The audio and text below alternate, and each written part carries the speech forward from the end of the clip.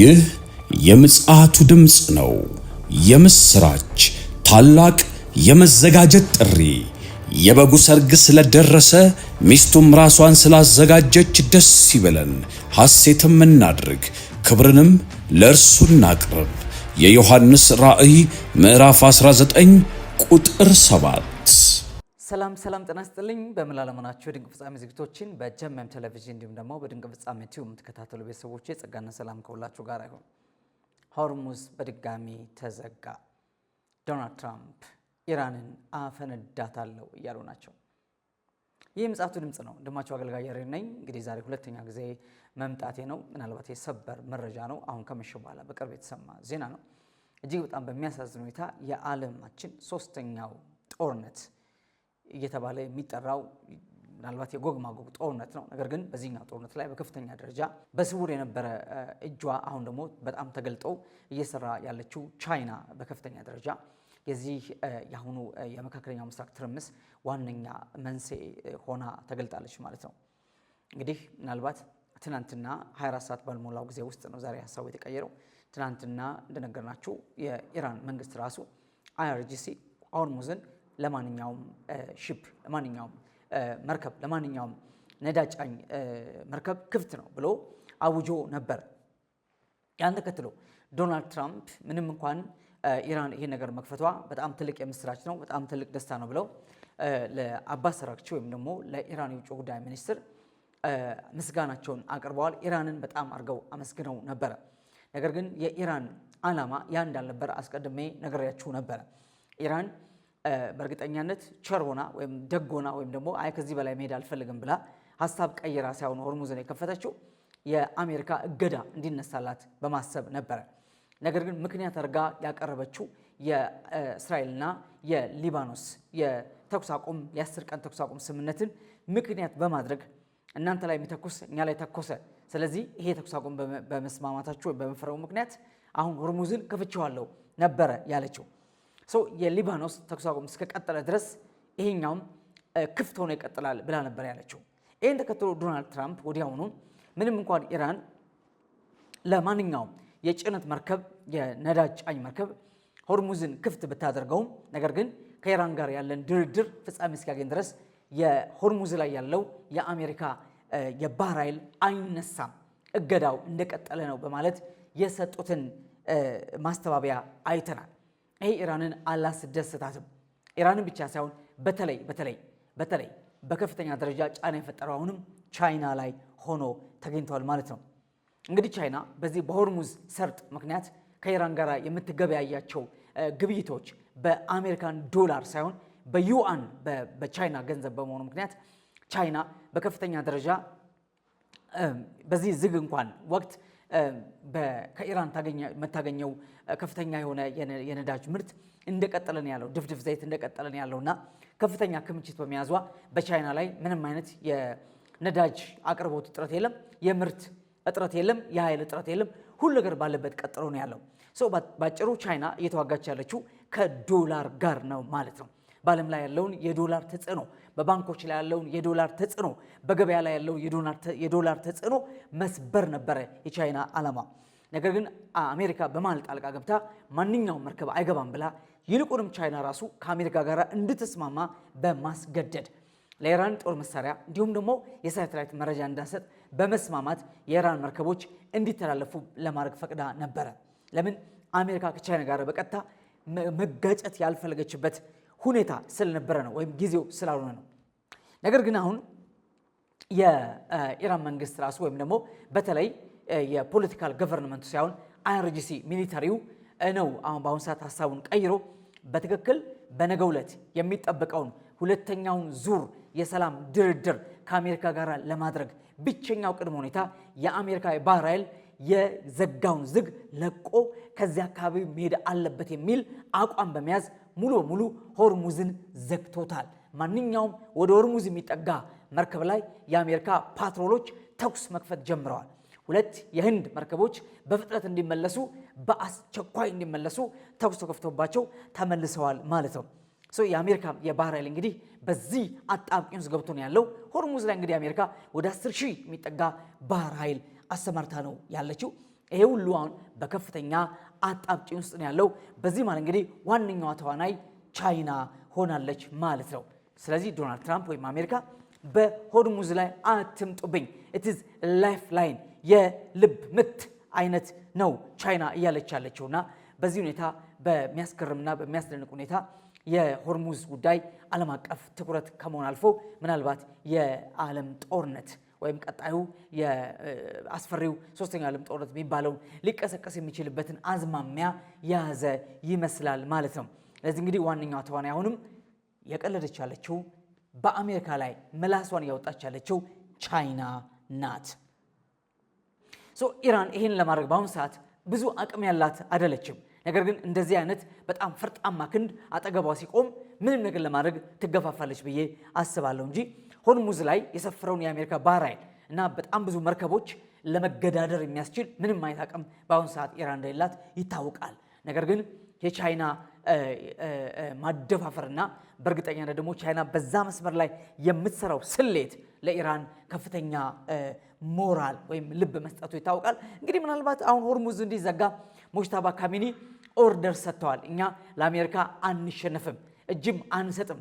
ስለዚህ አሜሪካ ሁለተኛውን ዙር ድርድር እንዲቀጥል የምትፈልግ ከሆነ በአስቸኳይ ሆርሙዝን ለቃ ትሂድ፣ እኛ ከፍተናል፣ አሜሪካ ይመለከታተው ወደሚል የሚል መመሪያ አስተላልፈው ነው የተባለው። እንግዲህ ሙጅታባ ካሚኒ ባለፉት 50 ቀናት በሚዲያ ላይ እስካሁን ድረስ ቀርበው አልታዩምና በሙጅታባ ካሚኒ በታዘዘ ትዕዛዝ ወይም መመሪያ መሰረት የአሜሪካ ባህር ኃይል ሆርሙዝን እስካለቀቀ ድረስ ሁለተኛ የሚባል ድርድር የለም የሚል አቋም በኢራን በኩል ተይዟል።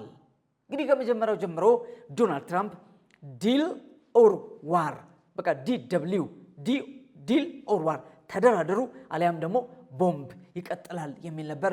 እንደና አሁን በቀጥታ አዊል ብሎው አፕ ኢራን እያሉ ሰው ያሉት ኢራን ትቃጠላለች፣ ትፈነዳለች እያሉ ያሉትና በጣም የሚያስፈራ ነገር ተመልሶ እንደገና እየመጣ ነው። ምናልባት በዚህ ልክ የሀያላኑ ጣልቃ ገብነት ካለበት ምናልባት ከመጀመሪያው ጦርነት ያሁኑ የከፋ ሊሆን ይችላል። የነዳጅ እጥረቱም ዓለም አቀፍ ውጥረቱም ሌላውም ቀውስ በሙሉ ተያይዞ ሊመጣ ይችላልና ቻይና እጇን አስረዝማ እዚህ ነገር ላይ አስገብታለች። ሆርሙዝን ልቀቁ የሚለው ማስጠንቀቂያ በአይአርጂሲም ይምጣ በማንም በኩል ይምጣ የቻይና ድምፅ ሆኖ ተሰምቷል ማለት ነው።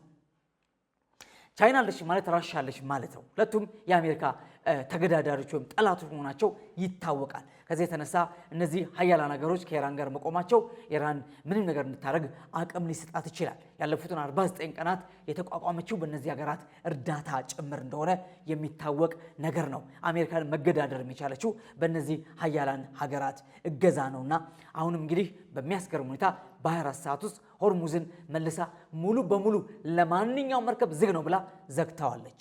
የአሜሪካ የባህር ኃይል ወይም ደግሞ በዛ ሆርሙዝ ላይ የሚመላለሰው የአሜሪካ ፓትሮሎች ሌሎች ነገሮች በሙሉ ባሉበት ሲዝ አርገው ነው ያሉት። ዶናልድ ትራምፕ ከፍተኛ ማስጠንቀቂያ እየሰጡ ነው ያሉት። ምናልባት ኢራናውያን እንደዘጉ ሆርሙዝን መልሰው እንደከፈቱ ዘግተዋል፣ እንደዘጉ ወደ ድርድር ነገር ይመጣሉ አይመጡም ይጠበቅ ያለው ይህ ነገር ብቻ ነው። ምናልባት ይህ ካልሆነ ግን ቀጥታ ጦሩ ከቆመበት ጀምሮ ምናልባትም በጣም በተባባሰበት ሁኔታ በሊባኖስም ያለው እንዲሁም ደግሞ በኢራንም ያለው ጦርነት በከፋ ሁኔታ ሊቀጥል ይችላልና ምናልባት ዛሬ በለቀኩላችሁ መረጃ ከትልቅ ጀምሮ እስከ ትንሽ ውሸት ሞልቶብናል ብያችሁ ነበር። እውነትን ለመናገር ድፍረት አጥተናል። በልባችን ያለው ሌላ በአፋችን የምናወራው ደግሞ ሌላ ነው ብያችኋለሁ። ይሄ የሐሰት መንፈስ በምድራችን ላይ የሽንገላ የማታለል የማስመሰል መንፈስ ምድሪቷን እየተቆጣጠረት ነው ያለው፣ ጨለማ ማለት ነው። ይህም ደግሞ የሐሰተኛው ክርስቶስ መንፈስ ምድር ላይ እንዴት በኃይል እየገዛ እንዳለ የሚያሳይ ነው። በመንግስታት ደረጃ እንኳን 24 ሰዓት መቆየት የማይችል ስምምነት እየተፈረመ ያለውና እንዴት አይነት አደገኛ አስፈሪ ዘመን ላይ እንዳለን ወገኖቼ ልታስተውሉ ይገባችኋል። አይናችሁን ገልጣችሁ ተመልከቱ። ያለንበት ጊዜ በቀናት አይደለም በሰዓታት ልዩነት ነገሮች ግልብጥብጣቸው እየወጣ ነው ያለው። ወዴት እየሄድን ያለ ነው? ምንድነው የምንጠብቀው? ከዚህ በላይ በዓለማችን ላይ አስጨናቂ እንግዲህ የ21ኛው ክፍለ ዘመን አደገኛው ጦርነት ነው የተባለው። በብዙ ከተሞች ላይ ሀገሮች ላይ ጦርነቶች ተካሂደዋል። ይሄኛው ግን በ21ኛው ክፍለ ዘመን ከባዱ ውጊያ ነው የተባለው በኢራንና በአሜሪካና በእስራኤል መካከል የተደረገው ጦርነቱ እንግዲህ ለጥቂት ቀናት ጋብ ብሎ ነበር። ዶናልድ ትራምፕ 2 ሳምንት ያህል የተኩስ አቁም በማወጃቸው ኢራን ላይ ያለው ድብደባ ኢቭን እስራኤል እንኳን መደብደቧን ሳታቆም ቆሙ ነበር ለ2 ሳምንት ያህል። ስፔሻሊ አሜሪካ አቁማ ነበረ። ያም ሆኖ ግን አሁን በሆርሙዝ መዘጋት ምክንያት ዶናልድ ትራምፕ አልተኮሱም። የነገውን ድርድር የጠበቁ ናቸው ያሉት።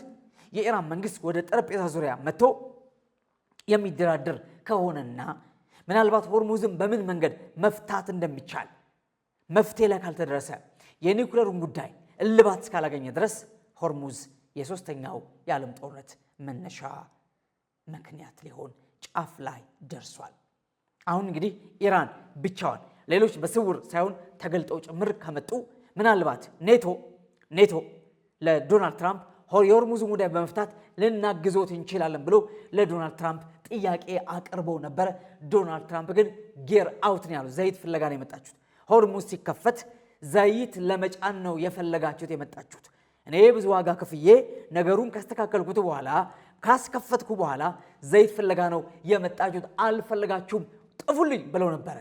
እዚህ አሁን ዞሮ ኔቶ ገብቷል ማለት ነው። እንርዳ፣ የሆርሙዝን ነገር ለመፍታት እንርዳ ብሎ ለዶናልድ ትራምፕ ኦፊሻሊ ጥያቄ ካቀረበ ኦልሬዲ ገብቷል። ዶናልድ ትራምፕ አልተቀበሉም እንጂ ገብቷል። አሁን ግን ጦርነቱ ከተጀመረ በጣም በእርግጠኛነት ኔቶ ተጎትቶ ይገባል። ኔቶ ገባ ማለት ራሻ ገባች ማለት ነው። ቻይና ቀድማ ገብታለች። አገር ቀለጠ ማለት ነው። በጣም ከባድ ነገር ሊፈጠር ይችላል።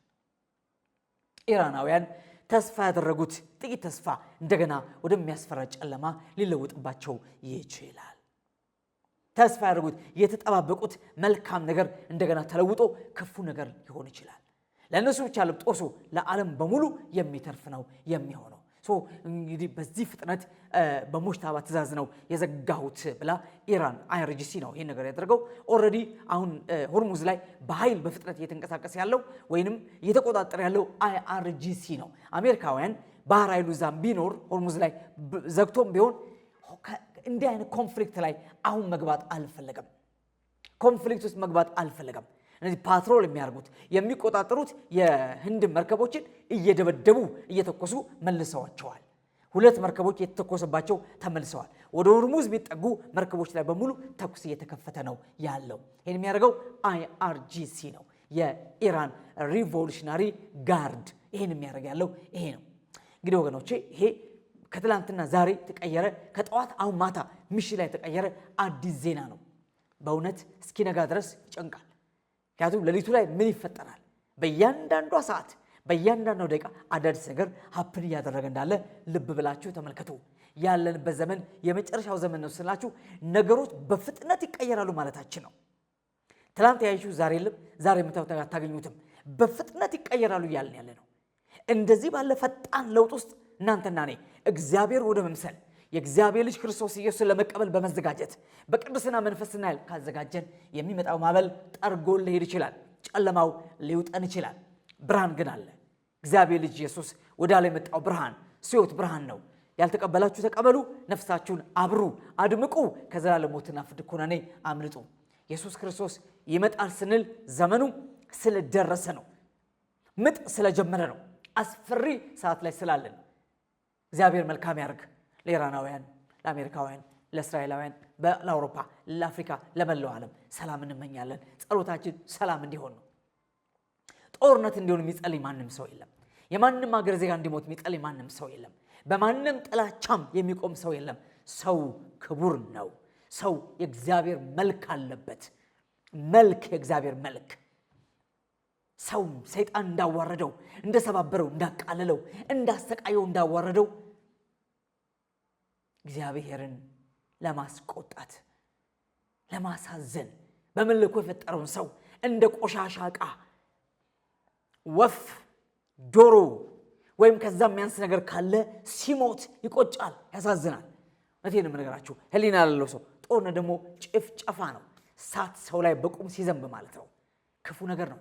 የትም ሀገር ጦርነት የሰይጣን ዋነኛ ዊፐን ታውዘንድስ ሃንድረድስ ሚሊየንስ ባንድ የሚያልቁበት ከባድ ገዳይ የሰይጣን መሳሪያ ቢኖር ጦርነት ነውና አፕሪሺየት እያደረግን አይደለም፣ ግን ዘመኑን ለማመልከት እየሞከርን ያለነው የጦርነት ወሬ ትሰማላችሁ ሲል ወገብ የሚፈታ ወሬ ማለት ነው። ልብ የሚያብረከረክ ወሬ ማለት ነው። መቆም ማስችል ወሬ ማለት ነው። ከባድ ወሬ ነው። ከዚህ በኋላ ይመጣ ወደ መጨረሻው ይሄድን ያለው ክፈቱ አይናችሁን፣ ኢየሱስ ሊመጣ ነው፣ በደጅን ያለው። በእውነት የምትወዱት ናበሉት፣ የምትናፍቁት ናበሉት። ማራናታ። እግዚአብሔር በሆርሙዝ ላይ ያለውን በእስራኤል በአሜሪካ በሌሎችም አገሮች ላይ ያለው ነገር ሰላም ያርግ። ስለ ሰላም ዝም ብላችሁ ጸልዩ። ጦርነትን እግዚአብሔር እንዲያርቅ፣ ቢያንስ ንጹሃን እንዳይወድቁ፣ ምንም ማያውቁ ምስኪኖች እንዳይወድቁ መጸለይ ያስፈልጋል ብዬ አስባለሁ። ተባረኩ። ልንገራችሁ የመረጃ ላቀበላችሁ ብዬ ነው ለሁለተኛ ጊዜ የመጣሁት። ጸጋና ሰላም ከሁላችሁ ጋር ይሁን። በእርግጥ ጊዜው ነው፣ ዘመኑ ተፈጽሟል። ኢየሱስ በደጅ ነው። ማራናታ። አገልግሎቱን ለመደገፍ ለምትሹ በኢትዮጵያ ንግድ ባንክ መሳያ ፎር ኦል ኢንተርናሽናል ሚኒስትሪ የባንክ አካውንት ቁጥር 1046 31 29 65 8። ኢየሱስ እንደተናገረው በቶሎ ይመጣል። መሳያ ፎር ኦል ኢንተርናሽናል ሚኒስትሪ